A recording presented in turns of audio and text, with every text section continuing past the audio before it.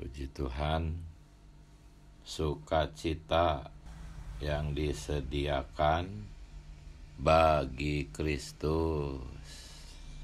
Amin. Dan sukacita yang disediakan bagi kita. Amin. Ini adalah sukacita sepasang pengantin. Itulah intinya. Sukacita sepasang pengantin. Saya pagi ini ingin mengisahkan perjalanan Allah sejak Dia masih sendirian sampai Dia mendapatkan sukacitanya ini. Ya, saya ingin menyampaikan perjalanan kisah ini supaya apa? Supaya kita lebih memahami kata melucuti. Ya. Saya ingin menyoroti kata melucuti. Supaya kata ini menjadi terang, menjadi jelas, saya ingin mulai dari awal, ketika Allah masih sendirian. Dikatakan di kitab Kejadian, tidak baik jikalau manusia, yaitu Adam, seorang diri. Ya, menurut Paulus, Adam di sini adalah gambaran dari Allah sendiri.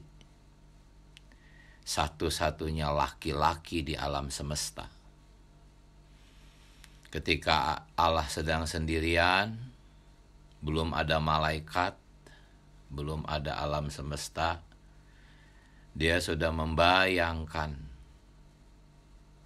jodohnya, Hawa, perempuan, yakni adalah gerejanya, kita, umat pilihannya. Ketika Allah sedang sendirian, demikianlah kedambaan hati Allah. Dia menginginkan jodohnya yang akan menjadi sukacitanya.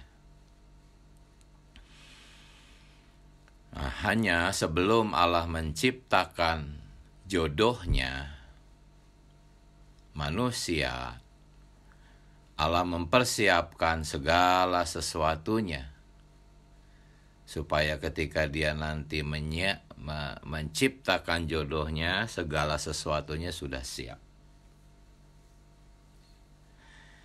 Tetapi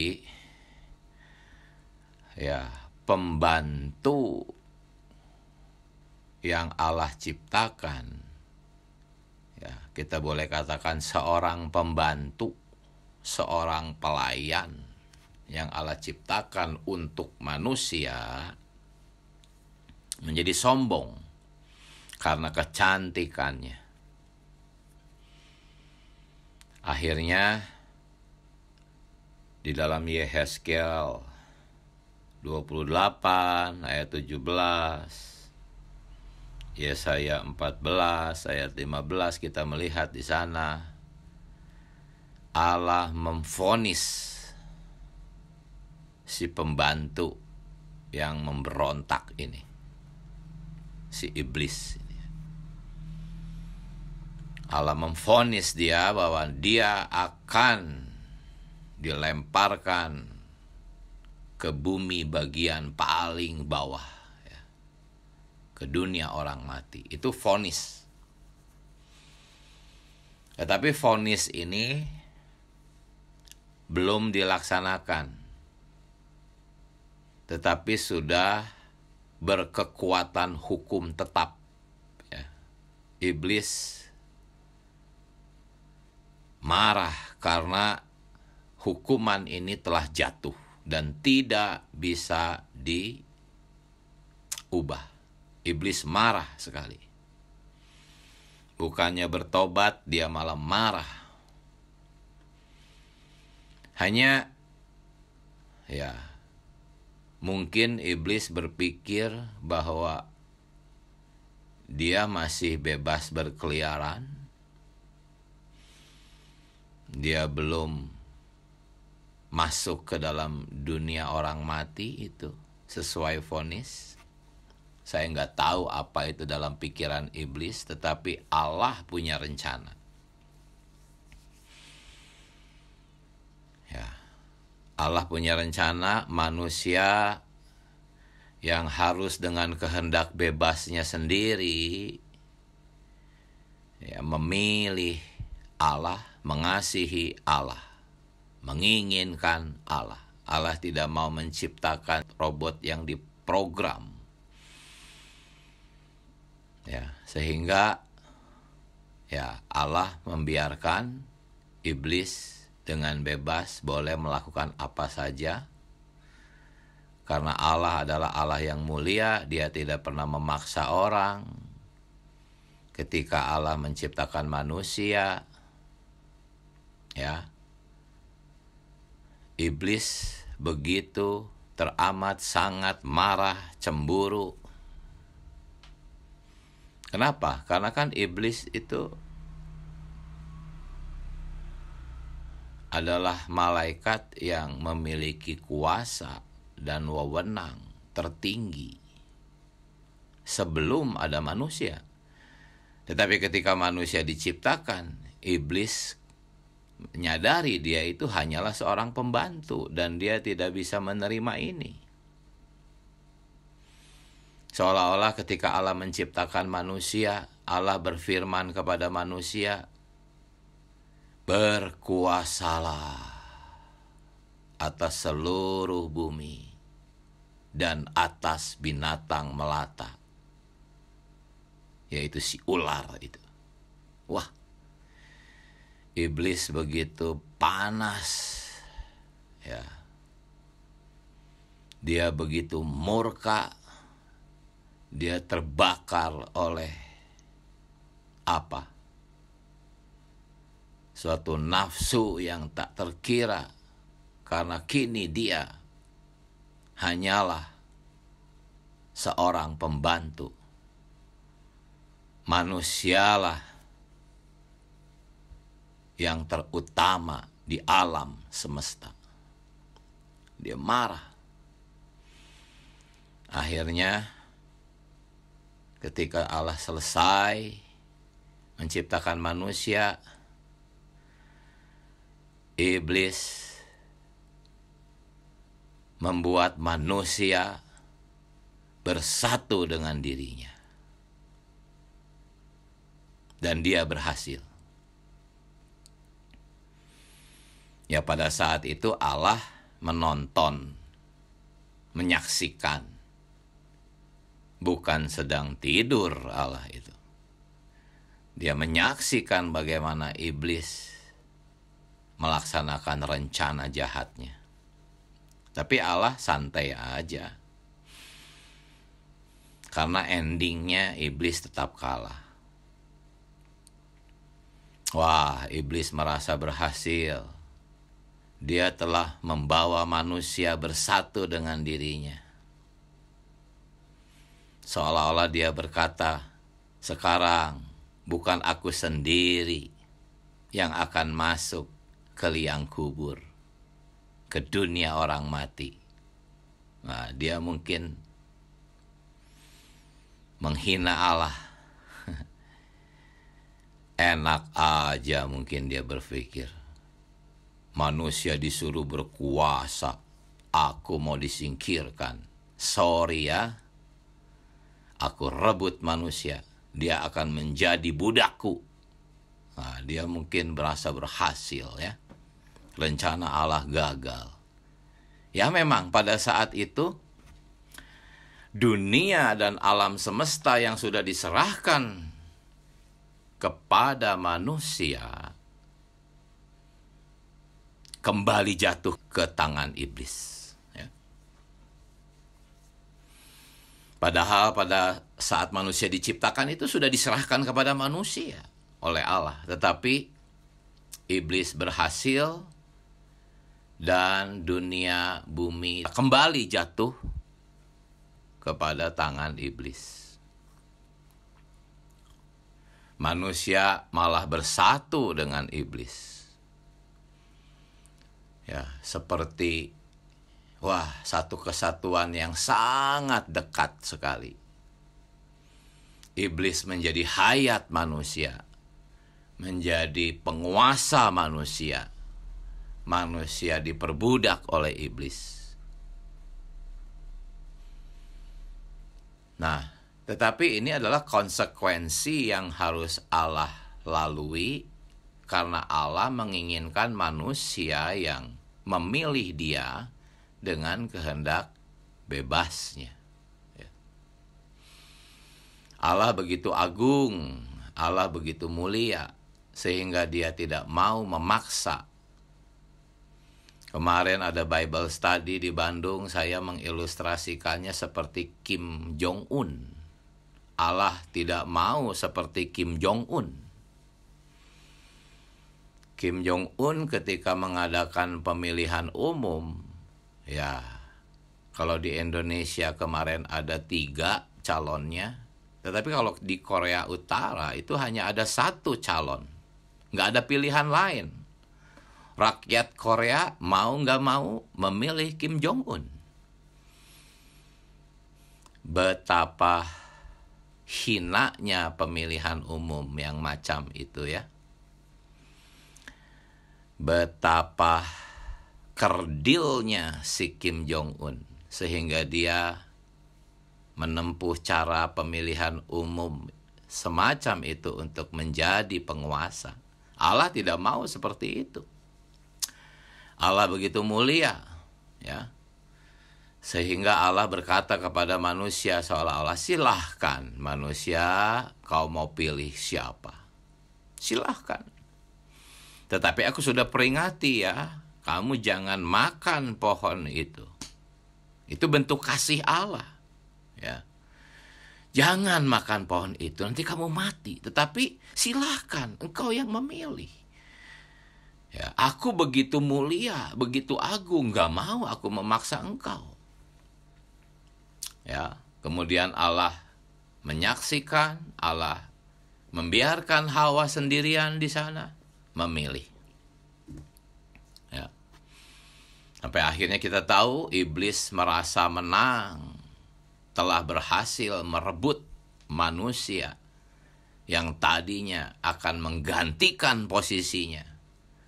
Sekarang aku rebut, kata iblis. Mungkin iblis berpikir betapa mudahnya menggagalkan rencana Allah. Tetapi Allah santai saja. Nah, akhirnya manusia bersatu dengan iblis dan menderita. Sekian lama manusia menderita. Ya, dari perjalanan bangsa Israel kita bisa melihat bagaimana manusia menderita. Mungkin manusia mulai berpikir, oh, betapa menderitanya aku. Aku butuh penyelamat. Aku butuh juru selamat. Ya, ketika kita sedang dalam penderitaan semacam itu kan kita mulai berpikir. Nah, di saat itulah Allah datang kepada Musa. Ya. Umatku menjerit, katanya. Aku datang ingin menyelamatkan. Seolah-olah ya, bangsa Israel yang mewakili umat manusia saat itu, seolah-olah, aduh, aku salah memilih ini. Seperti itu kira-kira ya. Oh, seharusnya aku memilih Allah. Kenapa aku memilih yang bukan Allah? Aku menderita. Itulah Allah. Allah tidak seperti Kim Jong-un. Ya. Silahkan pilih. Tetapi Allah berkata, suatu hari engkau akan kembali kepadaku. Ya, karena Allah begitu percaya diri. Siapa yang lebih cantik dari aku, kata Allah. Silahkan.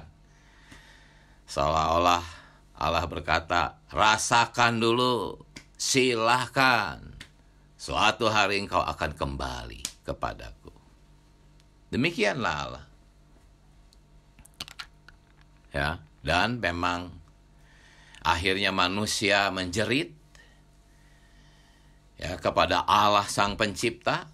Kenapa? Karena di dalam diri manusia Allah telah menciptakan yang namanya hati nurani. Ya, hati nurani itu aktif ketika manusia jatuh. Hati nurani itu bekerja terus sehingga pada suatu hari manusia yang telah menolak dia kembali menjerit kepadanya. Ya Tuhan. Nah, disitulah Allah mulai menerima manusia sudah sadar membutuhkan keselamatan.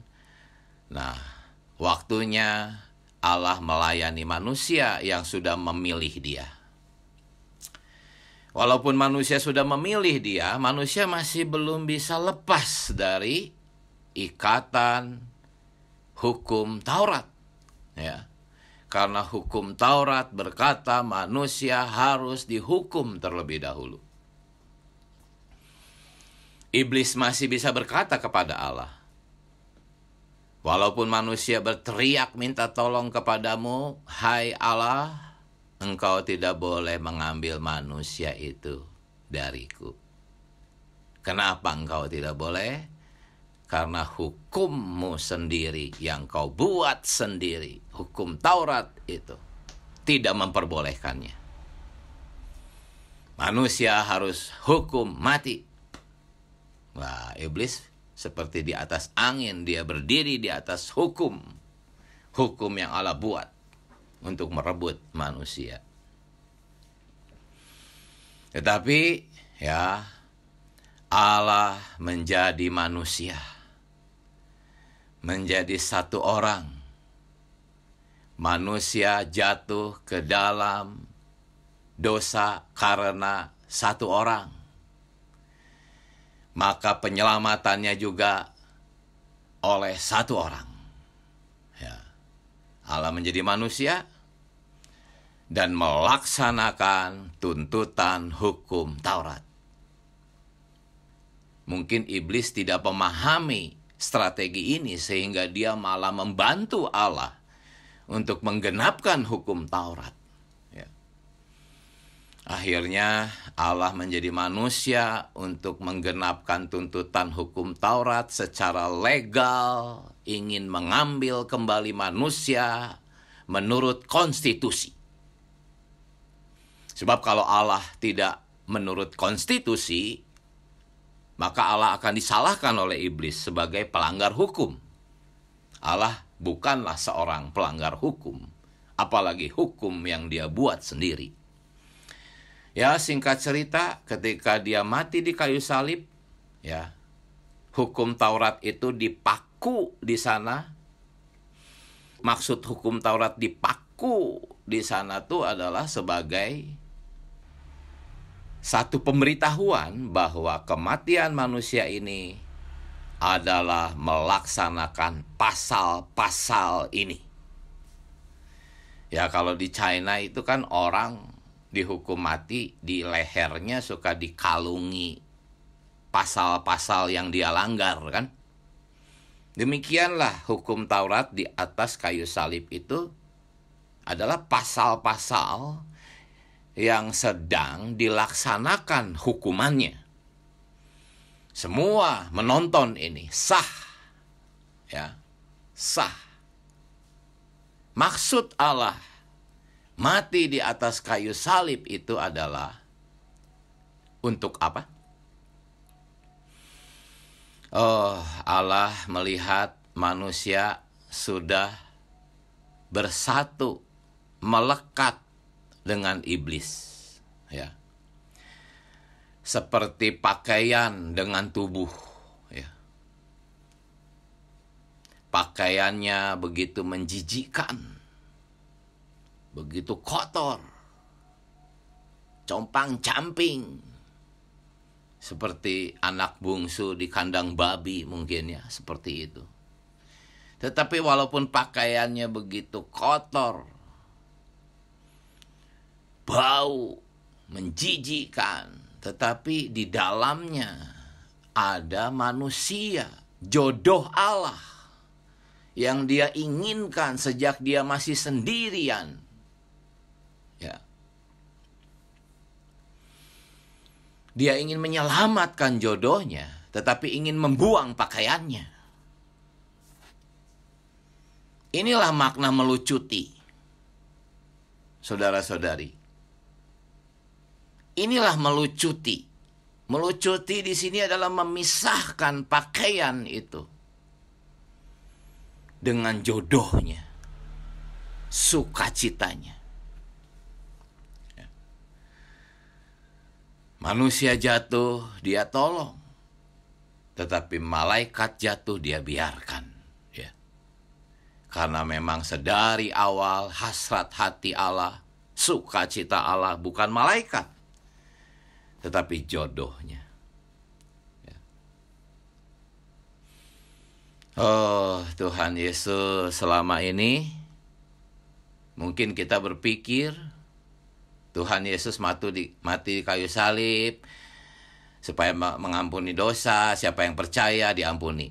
Hanya itu saja ya. Banyak orang Kristen tidak melihat makna yang sesungguhnya dari kematian Yesus di atas kayu salib. Oh Tuhan Yesus, janganlah dangkal melihat kematian Tuhan Yesus di atas kayu salib. Ya, Tuhan Yesus mati menjadi seorang martir, sehingga aku percaya kepadanya, aku diampuni. Oh, itu satu pemandangan yang sangat miskin sekali. Tetapi pagi hari ini, semoga saudara-saudari melihat perkara pelucutan iblis. Ya, iblis dipermalukan. Dia yang tadinya merasa sudah menang, dapat merebut manusia. Ya, ternyata malah membantu Allah melaksanakan hukuman untuk menggenapkan hukum Taurat. Dan sejak saat itu, tuntutan hukum Taurat ini sudah dipaku di sana selamanya. Tidak berlaku lagi bagi kita. Hukum Taurat yang masih berlaku bagi kita itu bukan hukumannya, tetapi hukum moralnya. Ya. Tuntutan moralitasnya itu masih berlaku. Tetapi tuntutan hukumannya sudah tidak berlaku.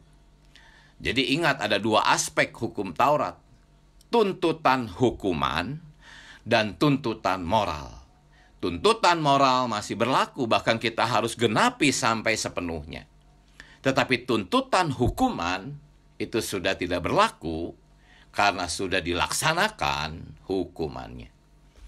Dan saat itulah seolah-olah, mari sini jodohku, aku pisahkan engkau dari pakaianmu yang menjijikan itu. Iblis dia buang, jodohnya dia selamatkan. Wah, luar biasa pemandangan yang romantis ini ya. Betapa bahagianya kita. Ya, manusia jatuh, dia selamatkan. Karena kita adalah jodohnya. Tetapi si pembantu yang kurang ajar itu Allah biarkan. Ya, masa bodoh lah. Memang firman Allah mengatakan Allah tidak menyayangkan para malaikat. Ya, di surat Petrus.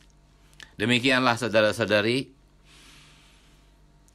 FKKP kita tentang pelucutan iblis yang kemarin dan hari ini saya sajikan dalam bentuk rangkaian kisah semacam tadi. Amin. Silahkan saudara-saudari berbagi nikmat. Amin. Tuhan Yesus. Amin. Yesus, amin. Puji Tuhan ya.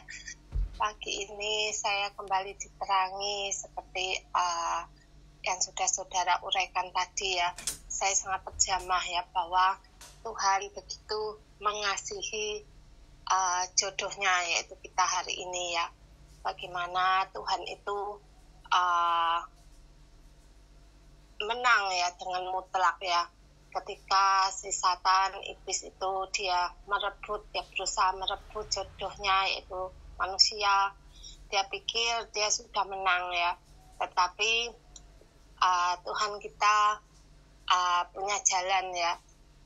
Dia pun juga mati di atas kayu salib untuk melucuti ya. Tadi yang diuraikan adalah jodohnya ini diumpamakan memakai baju yang kotor, yang menjijikkan. Tetapi yang Tuhan ingin pisahkan itu bajunya ya. Tetapi Tuhan mau mengambil jodohnya ini. Nah, ini adalah seperti FKKP hari ini sebagai tontonan ya, bahwa Tuhan kita menang ya. Jadi dia ingin hanya jodohnya ya, meskipun jodohnya ini di awal ya dia memilih Satan ya. Tuhan memberikan kehendak bebas ya, seperti tadi yang diumpamakan Kim Jong Un ya.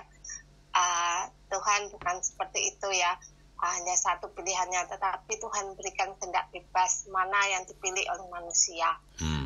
Ketika Hawa ini memilih Satan yang terbujuk oleh bujukannya Satan, tetapi Tuhan tahu ya bahwa nantinya juga pasti akan mencari Tuhan, karena ada hati nurani ya, sehingga ketika ada kesulitan manusia pun juga minta tolong. Nah, inilah kita hari ini ya, kita perlu Tuhan Yesus, perlu terang Tuhan, memilih hanya Dia. Bahkan kita hari ini yang sudah ada di sini terkadang masih tergoda ya. Oh Tuhan, perlu Dikau Tuhan menjadi sasaran kami, karena Engkau adalah mempelai laki-laki itu yang sudah menyelamatkan ya dari siasat si Satan ini, sehingga Engkau sudah mati di atas kayu salib, melucuti segalanya yang Dikau sudah menang. Amin. Puji Tuhan. Amin. Jadi walaupun hari ini iblis ada di dalam daging, tetapi sebetulnya pemisahan itu ya sudah dilaksanakan. Hari ini kita bisa dengan mudah melepaskan diri dari iblis, asal kita berpaling ke dalam roh. Ya, roh dan daging itu adalah sebuah tempat yang terpisah karena sudah dipisahkan. Ya. Jadi pemisahan itu, pelucutan itu sudah terlaksana. Namun ya seperti Hawa, kita masih diberi kehendak bebas untuk belajar. Tetapi Allah tetap mengawasi kita, tetap menjaga kita ya, walaupun kita sering bandel, kita sering memilih menyeleweng dari Allah ya. Dari suami kita, tunangan kita. Ya, tunangan kita sih ya silahkan saja, rasakan dulu gitu. Dia tidak seperti Kim Jong Un. Pada akhirnya kita akan kembali kepada dia kok. Nggak bisa, kita nggak akan dilepas, saudara-saudari ya. Jadi pelucutan itu sudah terjadi walaupun iblis masih ada di dalam daging. Ya, amin. Silahkan saudara-saudari, bagaimana? Tuhan Yesus. Mari, masih ada waktu. 3 orang. Boleh nih, masih cukup waktu. Mari, silahkan. Amin ya. Saya sangat terharu ya dari atas kasih Allah kepada kita, sekalipun diajak manusia jatuh, ya kotor seperti apa, dia tetap melihat manusia ini sebagai sasaran kasihnya ya. Sehingga dia mau berkorban sedemikian ya saudari, untuk menanggulangi musuhnya. Tuhan Yesus, karena kita adalah jodohnya ya, dia membersihkan pakaian kita yang kotor demikian ya saudari ya. Tuhan Yesus ya, dan dia tetap menjadikan kita ini semulia dengan dia, bahkan dia tidak menyayangkan malaikat ya. Tuhan, kalau dipikir ya sepertinya pilih kasih ya, Allah sama-sama ciptaan tetapi kita yang dikasihinya. Tuhan, malaikat juga ciptaannya tetapi tidak disayanginya. Tuhan, tapi ini ya membuat saya juga mengucap syukur ya, walaupun seperti di dalam alamnya kok Allah pilih kasih, tetapi ya menjadi ucapan syukur kita semua bahwa kita adalah orang yang dipilihnya di dalam kasih-Nya. Amin. Amin. Allah tidak pilih kasih karena sejak awal Allah hanya mengasihi manusia. Amin. Jadi antara kita dengan iblis itu tidak sederajat. Ya, kita dengan malaikat itu tidak sederajat. Kalau malaikat dengan kita adalah sama-sama manusia, baru Allah pilih kasih. Tetapi malaikat itu hanya pembantu, dia bukan rencana Allah. Rencana Allah itu manusia. Dari awal, malaikat hanya pembantu. Jadi bukan pilih kasih. Kalau pilih kasih itu antar saudara kandung, nah baru pilih kasih gitu ya. Tapi tidak demikian Allah kita. Amin. Mari, masih ada? Puji Tuhan ya. Amin. Berita pagi ini saudara membeberkan dengan rinci, karena banyak kali orang hanya tahu ya, karena Allah mengasihi dunia ini, karena anaknya yang tunggal, dan setiap orang yang percaya tidak binasa melainkan beroleh hidup yang kekal. Tetapi tidak mengetahui dengan rinci bagaimana rencana kekal Allah di atas diri manusia ya. Tuhan Yesus, memang saya pikir kalau ada orang yang bisa merincikannya ya tentang ini, tapi ternyata pagi ini Tuhan menjawab kerinduan saya supaya kematian Kristus di kayu salib itu dibicarakan dengan rinci. Ya, bagaimana iblis itu harus dimakan supaya karena dia sudah merusak manusia, ciptaan Allah yang paling mulia. Tujuan Allah di dalamnya dia merusak, dan akhirnya Tuhan mendapatkan kembali manusia yang, dan bukan hanya demikian, menjadikan dia sebagai mempelai perempuannya. Tuhan Yesus luar biasa ya firman pagi ini. Tuhan, betapa mulianya rencana kekal Allah di atas diri kita. Jadi sebab itu kita hidup bagi dia ya, memang ada proses, tapi kita perlu hidup bagi dia karena Tuhan memiliki tujuan tertentu, yaitu menjadikan kita mempelai perempuannya. Puji Tuhan. Amin. Firman Tuhan ini, haleluya, amin. Puji Tuhan. Amin.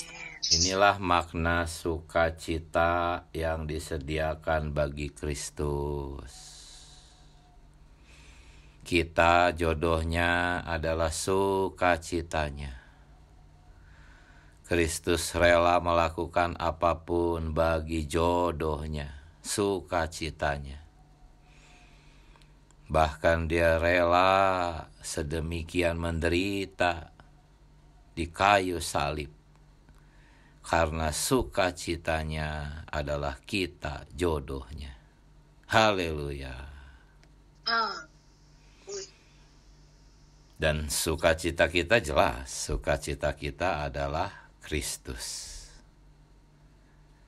Tunangan kita, suami kita. Amin. Jadi saudara-saudari, berdasarkan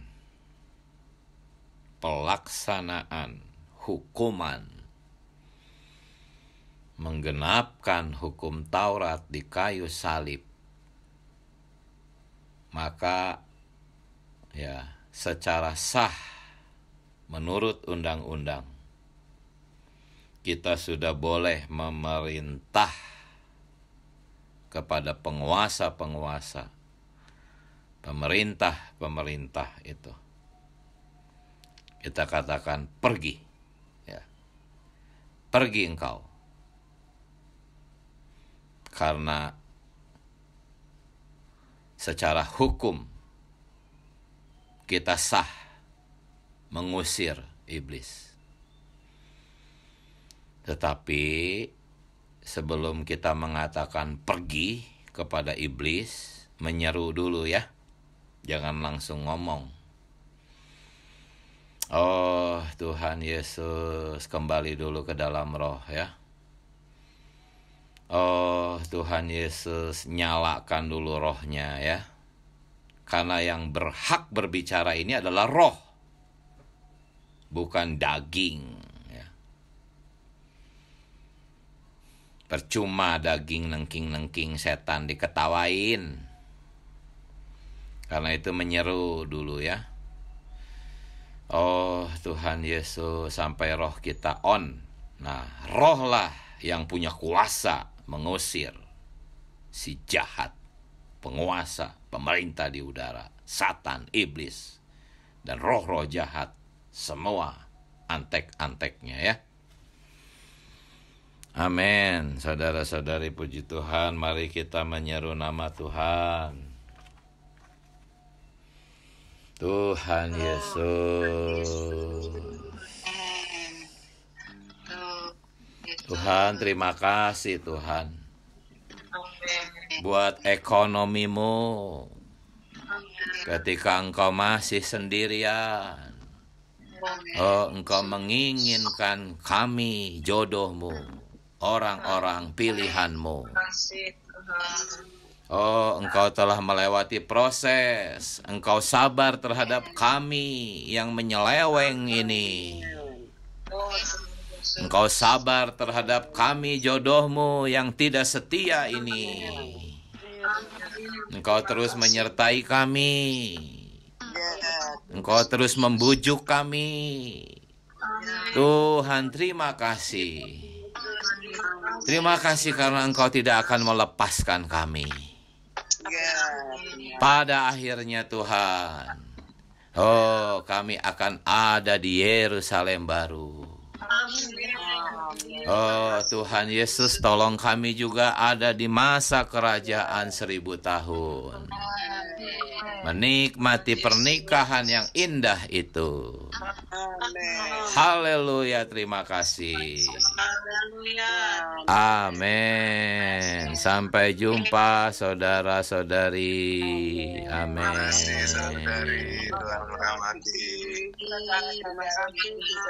Amin. Amin.